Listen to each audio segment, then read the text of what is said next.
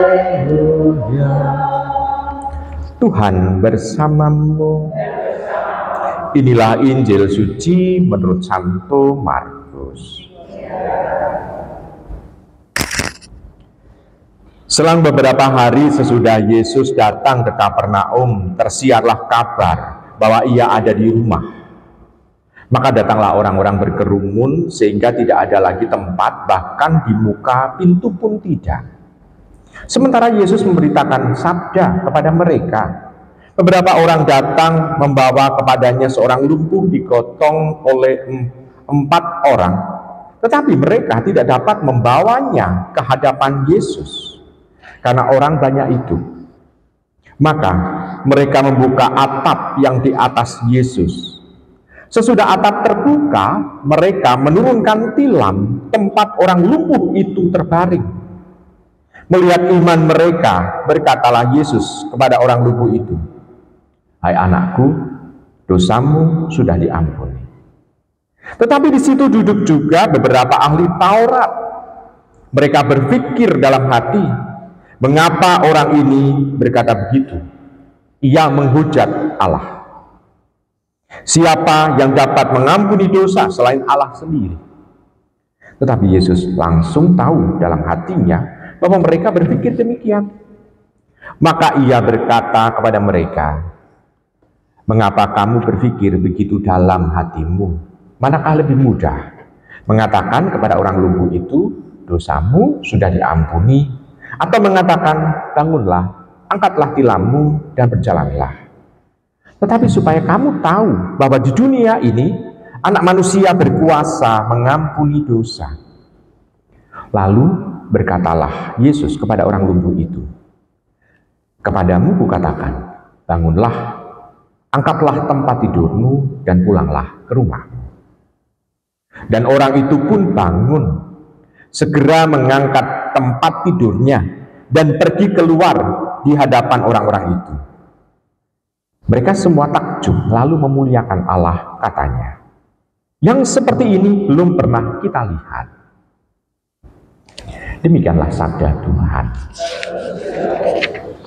Ibu, bapak, saudara, saudara kasih dalam Yesus Tuhan, dalam bacaan Injil di sini kita melihat pewahyuan sebetulnya mengenai identitas Tuhan. Ada banyak orang yang berkata, mana nas kitab suci yang mengatakan bahwa Tuhan Yesus itu adalah Allah, bahwa Dia adalah yang ilahi. Antara lain adalah nas ini. Dia mengatakan Anak Manusia itu berkuasa untuk mengampuni dosa. Yang disebut dengan Anak Manusia adalah dirinya sendiri.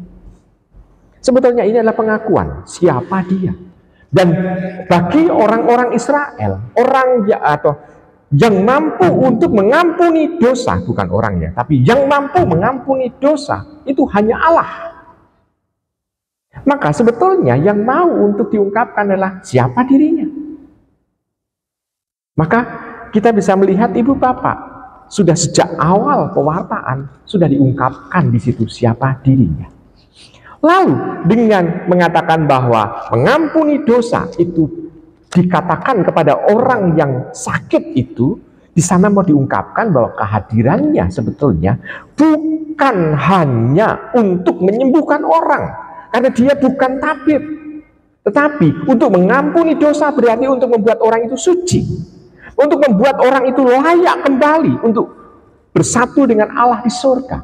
Jadi tujuannya bukan untuk menjadi tabib, menjadi dokter, bukan.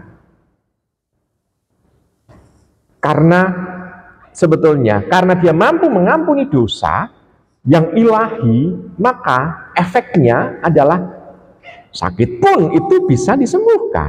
Tapi tujuan utama bukan untuk menyembuhkan itu, tapi lebih mau menyembuhkan dosa orang.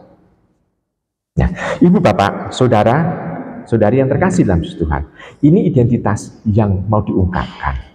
Nah, sekarang, kalau sudah tahu identitasnya seperti itu, kita bisa melihat bahwa kadangkala banyak orang salah mengerti dalam mencari Tuhan.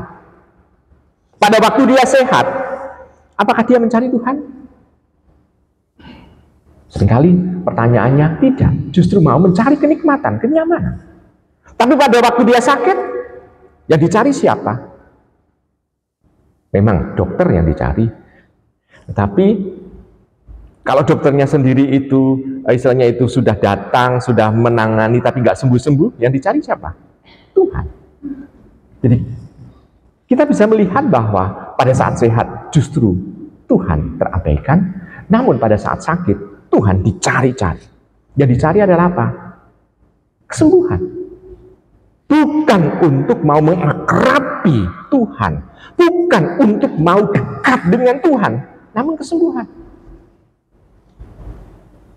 Ibu, bapak, saudara, saudari yang terkasih dalam Tuhan, kita bisa melihat saja, ambil contoh misalnya, kalau Anda memahami atau mencoba untuk mengerti, kalau Anda seringkali datang misalnya misa minggu kedua di Kerep, paling ujung, paling banyak apa?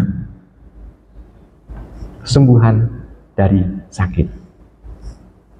Berarti yang dicari apa? Tuhan atau kesembuhannya? Apalagi kalau ada, misalnya setiap Ekaristi itu sebetulnya adalah ketemu dengan Tuhan. Tapi diumumkan dalam pengumuman, akan datang romo tertentu yang mempunyai kuasa untuk penyembuhan. Yang dicari itu romonya atau Tuhannya? Halo? Romonya. Makanya kita bisa melihat yang dicari apanya? Kesembuhannya. Maka Tuhan bukan pertama-tama dia yang mampu untuk menyembuhkan, bukan. Tapi sebetulnya dia yang mampu untuk mengampuni dosa. Efek dari kemampuan untuk mengampuni dosa, karena itu adalah dari Allah sendiri, maka dia juga bisa menyembuhkan. Karena semuanya itu mengatasi hal-hal yang mustahil itu bisa terjadi. Karena Allah sendiri yang melakukan. Maka ibu, bapak, saudara yang terkasih dalam Tuhan, kita kalau demikian bacaan Injil hari ini mau mengajak kepada kita supaya kita lebih murni di dalam kita mencari dan bertemu dengan Tuhan. Kalau murni, maka yang kita cari adalah relasi dengan Dia. Kalau relasi dengan Dia baik, maka kita bisa menikmati kebaikan dari Dia. Tapi menikmati kebaikan dari Dia belum tentu juga menyembuhkan loh ya. Karena kita bisa melihat kedekatan, misalnya salah satu contoh misalnya Santa Bernadette saja. Dia dekat dengan Allah, dekat dengan Ibu Maria, mendapatkan penampakan Ibu Maria. Air yang dia gali pun itu bisa menyembuhkan karena doa-doa orang. Maka air mujizat dari Lourdes itu menjadi laku, dan Lourdes itu lebih laku dibanding dengan tempat-tempat Bunda Maria menampakkan diri yang lain. Namun Bernadette tidak pernah disembuhkan. Sakit, parah, bahkan bertahun-tahun, dan dia mati muda dari penyakit itu. Namun untuk menunjukkan bahwa dia adalah orang yang dekat dengan Tuhan, akhirnya Tuhan juga mengawetkan fisiknya sampai sekarang. Ya, ibu, bapak, saudara, saudara terkasih dalam Tuhan, maka harus tahu persis apa yang mau untuk kita pinta pada Tuhan, yakni keselamatan. Pengampunan dosa itulah yang mau kita pinta. Nah, kalau iya, maka kita bisa melihat gereja sudah membuka sarana untuk pengakuan dosa. Tetapi setiap kali hari raya bisa dikatakan tidak ada 1/10 dari umat yang ada itu yang mengaku dosa. Tidak ada 1/10-nya. Berarti 10% aja nggak ada yang mengaku dosa. Tapi insya Allah itu umat paroki Semarang Indah itu mengaku dosa di luar paroki, sehingga tahu umat di sini itu kasihan romonya, maka dia ngerkasake romo di paroki lain. Gitu. Baik, itu pengandaian yang positif dari saya. Nah, ibu, bapak, saudara terkasih, maka marilah kita mencoba untuk menjalin relasi yang akrab dengan Tuhan. Selamat merenung.